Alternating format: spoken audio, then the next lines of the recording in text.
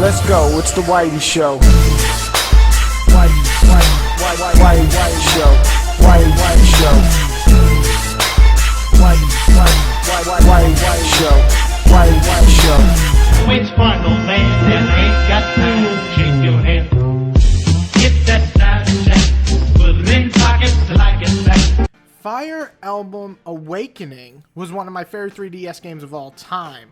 Now, listen, I'm much more of a console gamer, as most of you can see with my channel, than a handheld gamer. But, man, Awakening was just so much fun. I enjoyed Fire Emblem games in the past, don't get me wrong, but something about that title really just stuck with me and I loved it so much. It was quick, it was like a cool battle system, you get to raise your children to fight with you. There was so much cool stuff in that title. So here comes Conquest and Birthright, two separate campaigns, two separate games. The review of this one will focus on Birthright because I don't have Conquest, because once you get to chapter 6 in both games, you get to choose which side you like to do, and then you can buy the other campaign for just $20. I'll get into that later. Anyway, so is this title, Birthright, worth picking up right now? We're gonna find out. It's final, man, and ain't got time to shake your hand.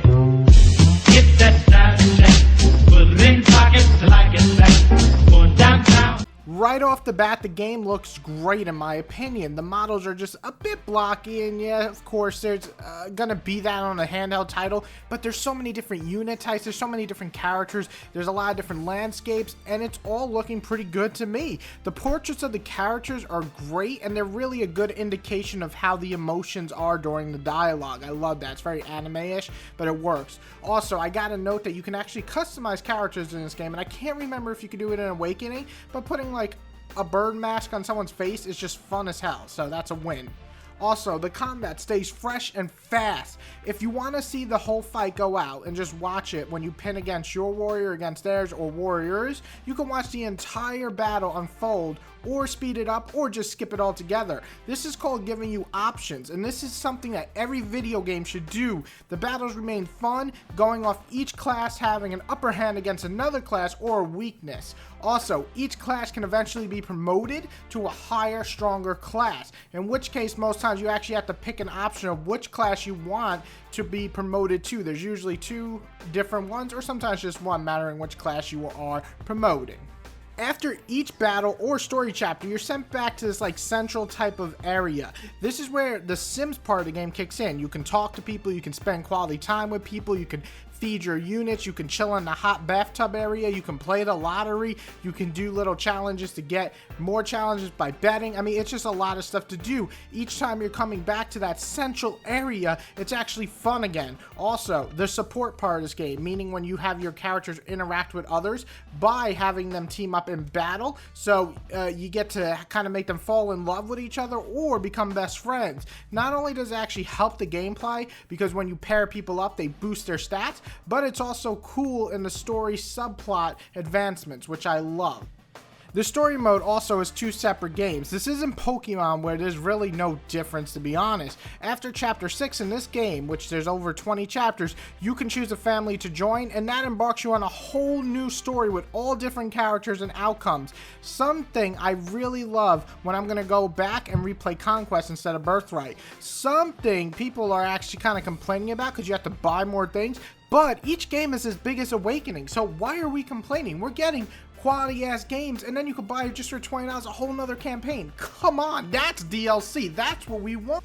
Listen, the only bad thing I can really think of is sometimes you're gonna get one shot in this game for absolutely no reason. The game just wanted to say fuck you. Since I play on classic, meaning your unit just dies or gone forever, I would have to reset. Don't confuse this with letting a unit just die in terms of sacrificing or you just no way to save them. I have properly let my units die.